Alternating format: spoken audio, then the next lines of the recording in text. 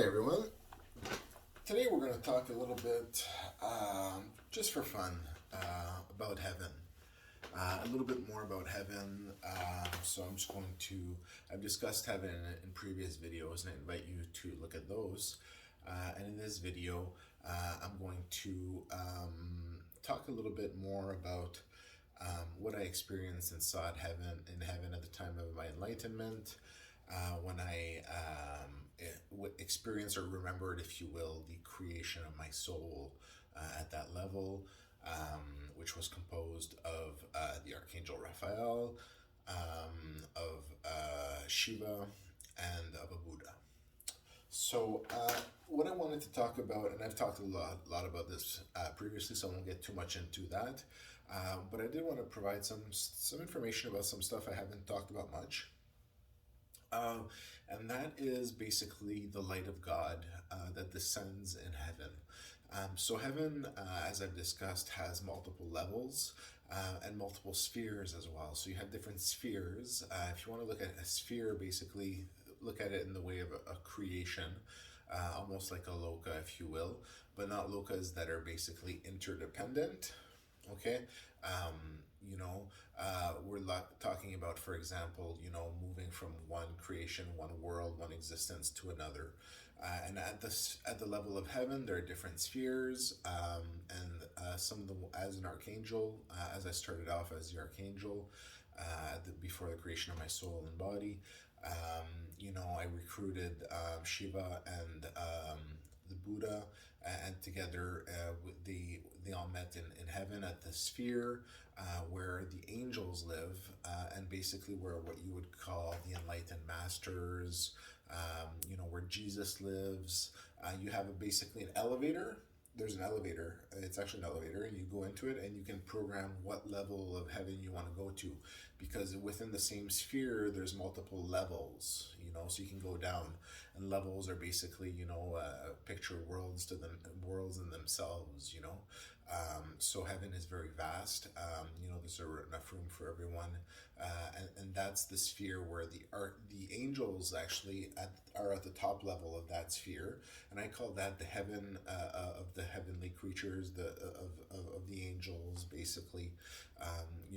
That's a heaven that we can associate to many faiths that believe in that.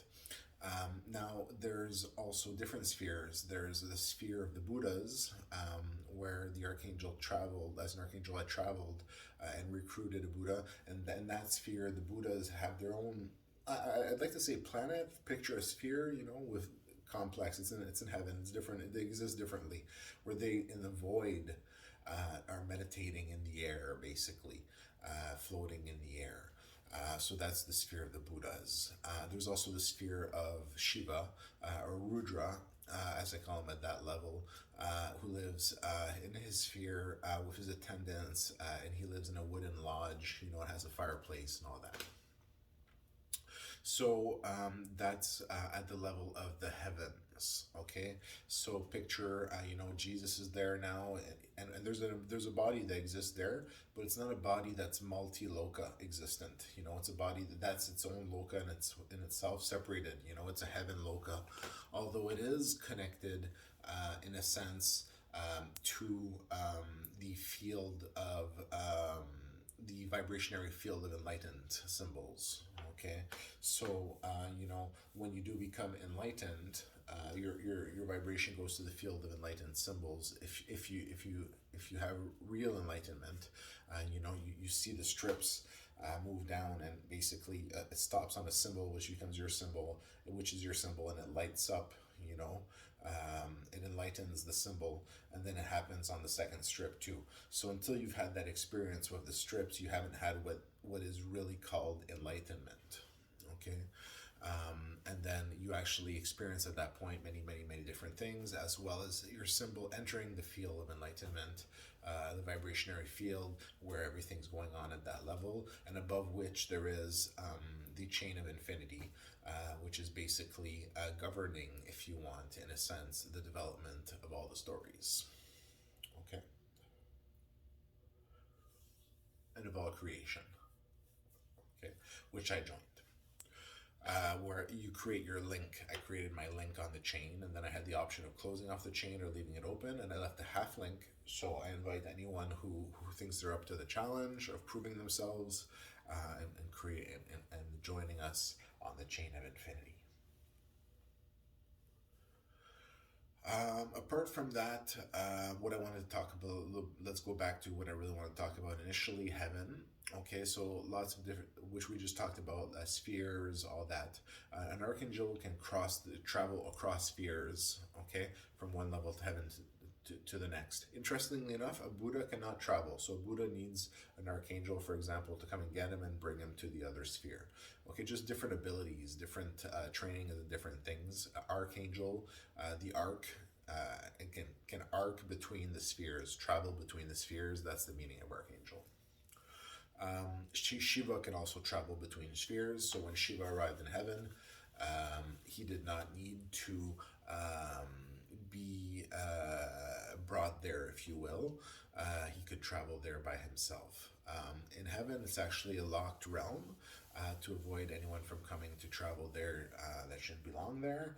Um, I'm talking about the sphere with the angels, and the key, if you want, to that sphere of heaven, which is locked, is actually a pillar with a hose d'eva on top, and there's a being on top with wings, a griffin, which basically controls the access to heaven.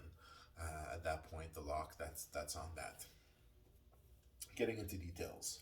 Now, the light of heaven. So the top level is where the angels exist, okay, of heaven. And the angels get together, and there's a big coliseum or church, if you will. Almost like an amphitheater, with going up, the seats go up, and then you have all the angels, the rows of angels, and the angels sing sing to as a choir, basically, as we enter the Colosseum with the cross, like it's done in a Catholic church almost, entering with the cross, and the cross in heaven, of course, has two horizontal bars, okay, similar to the Eastern cross, you could say, that you sometimes see used. And basically, you could say, for example, the Patriarch's cross, also. Okay, you could also say the Patriarch's cross. Yeah. So you basically, we enter the heaven there, and then basically the light of God descends into the Colosseum. You actually see it. It's like a bright sun, if you will, like a light that descends from above. Okay? And what's interesting is that, in many of my videos, I've discussed how the light means knowledge often. Like a guru or saguru, someone who dispels darkness, brings light, brings knowledge, right? So it's the same principle in heaven, okay? There were different groups in heaven, if you want, reunited under different colors, that led to conflicts. We won't talk about a little bit of that, but one of the ones that formed was the black, and the black was the knowledge, basically. The black flag stood for knowledge. It was like all the colors combined, put them all together, kind of thing, right? So I was very fond of the yellow, if you will, as well, because the yellow is the healing, the healers, and all that, right? Anyways, so, kind of losing my train of thought there. A lot of information coming out really quickly, and I didn't really plan this, as you can tell. I don't have any reference material or anything like that. So, in heaven you have different angels, and basically where they're getting their knowledge from is the light of God. So as the light of God descends in heaven, it gives instructions to the angels that are around. Okay, so there's a communion, but before what happened in the story is that at the time of the creation of my soul, I actually merged with the light of God, and that was the first time that happened. So merging with the light that descends and gives the instructions. And it was just because it was that part in the story, we achieved that point in the calculation, basically, of the Kala Chakra. So that led to my being basically being fully enlightened, and that was why the Buddha, you know, by ensuring that a Buddha was a part of my soul, that was going to be a Buddha, um, you know, that was very important. And then what happened? It was the basically the enlightenment of the Buddha, and then basically which where you become enlightened, you experience all the different levels and all that. But then you basically understand who you are, as part of that story, what your past lifetimes have been, and who you are exactly. And it was at that point of enlightenment, although I've had many experiences similar and stuff like that further down the line now. Um, you know, it's my my initial enlightenment when the symbol became enlightened. I basically remembered that I was the creator of the Kala Chakra come into the story, and that's why it was my time in the story now to achieve Vishnu, full sight, and with full sight become all pervading, not only in the Kala Chakra, where I already was in a sense as an avatar of Shiva, um, but who created the Kala Chakra and came in, and we're just using the name Shiva, but any name can be used. It's beyond names. And then basically, at that point, um, you know, becoming Vishnu, reaching the center of the Kala Chakra, achieving the calculation, um, and then basically using the Kala Chakra as a tool to rewrite all of, we'll use the term consciousness, and we will also use all the memory and processes of the greater computer in which we are in, including many different programs and sub-programs and physical computers and stuff like that, and different lokas that are all basically like a layer of onions. So at the time of Vishnu, enlightenment, I basically did all the onions going up, and then experiencing every single layer of existence. And then basically with the full knowledge of all that, pushing through it, rewriting things as I saw fit, which was my part of the story, as Shiva, basically using the Kala Chakra as a meditation tool, if you want, or a calculation tool, to basically achieve Vishnu. And they are the same being, but at the same time, they're separate beings, separate functions. So it's how Shiva becomes Vishnu. So in a sense, Shiva was created by someone else, but now has become, um, basically, all pervading, not only at that level but at all levels, and has become essentially the God of all things.